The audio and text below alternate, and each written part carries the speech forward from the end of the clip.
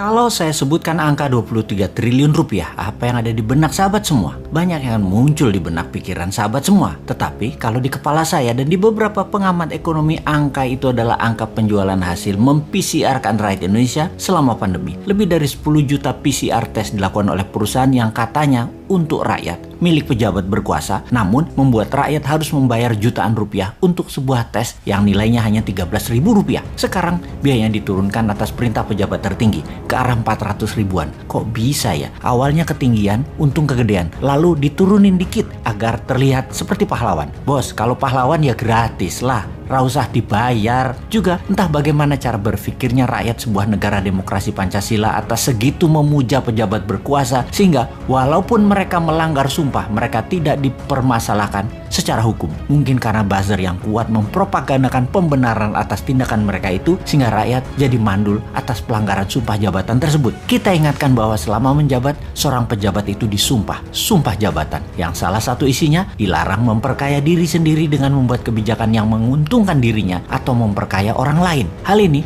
sekarang dilakukan oleh orang di sekeliling penguasa yang baik, yang jujur, yang rendah hati pilihan rakyat tersebut, namun membiarkan banyak penyalahgunaan jabatan oleh orang-orang di sekelilingnya. Ini bukan kita loh yang mengatakan, ini dikatakan dengan tegas berkali-kali oleh Profesor Mahfud MD.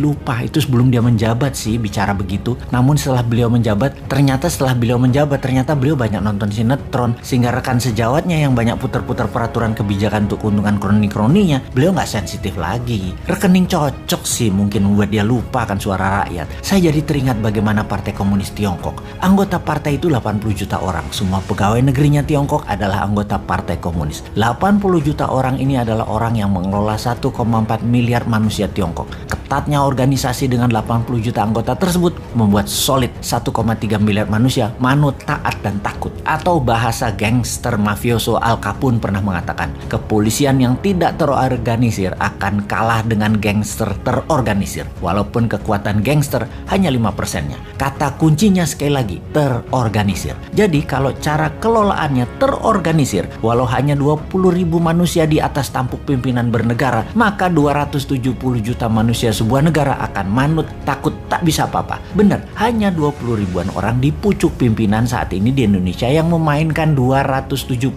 juta manusia Indonesia yang swargo nunut neroko katut, atau digiring ke surga ya ikut, digiring ke neraka ya ke bawah. 20 ribuan manusia itu siapa saja? Puncuk pimpinan tertinggi pemerintahan dan para menteri dan para pejabat eselon 1 departemen ke departemen lainnya plus BUMN, nggak ada 2 ribuan orang. Militer dan kepolisian tidak lebih 100 orang yang berbintang 3 dan berbintang 4. Anggota DPR dan elitis parpol sampai DPRD tidak sampai 10 ribuan orang. Pemerintah daerah, gubernur, bupati, wali kota beserta jajaran tinggi Pemda, nggak ada 3 ribuan orang. Di seluruh jabatan publik posisi elitnya tidak sampai 3 ribuan orang. Sekali lagi, hanya 20 ribuan pejabat pengambil keputusan yang mempengaruhi 270 juta manusia Indonesia. Mau dibuat pinter rakyatnya, mentalnya mau jadi kuat, manusianya menjadi produktif, atau mau dibuat rakyat Indonesia ini menjadi malas, manut, takut, atau mau dibuat menjadi negara yang ditakuti dunia, dihormati, menjadi negara kaya, menjadi negara superpower militernya, menjadi negara yang mendominasi laut. Ya hanya 20 ribuan orang ini saja yang bekerja. Kalau 20 ribuan orang ini pragmatis, meniru pucuk-pucuk pimpinan jabatan yang kasual, yang memainkan kebijakan untuk kepentingan kantongnya dan kroninya, ya semuanya yang 20